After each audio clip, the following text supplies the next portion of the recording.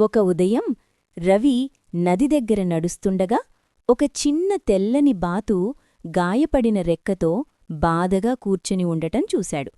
అయ్యో పాపం అని రవి మెల్లగా అన్నాడు.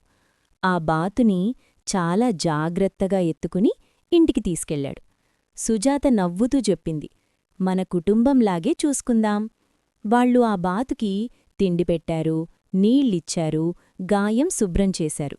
ఆ బాతుకి చిన్ని అని పేరు పెట్టారు. కొన్ని రోజుల్లో చిన్ని పూర్తిగా బాగుపడింది. రవి వెంటే తోటకి, పొలానికి, అన్ని చోట్లకి వెళ్లేది.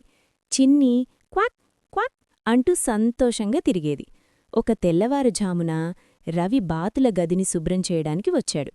అతని కళ్ళు నమ్మలేకపోయాయి. అక్కడ ఒక మెరుస్తున్న బంగారు గుడ్డుంది. సుజాత, త్వరగా రా అని రవి కేక పెట్టాడు. బంగారు పనివాడిని చూపిస్తే అతను ఆశ్చర్యంగా అన్నాడు, ఇది నిజమైన బంగారం.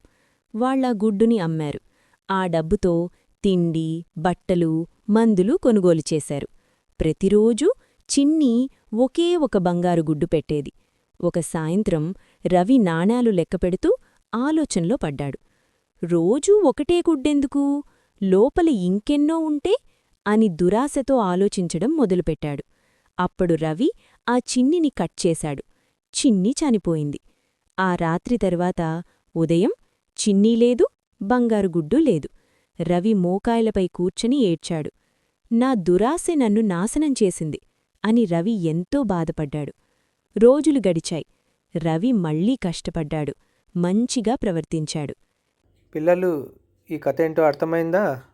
అత్యాశ దుఃఖానికి చేటు.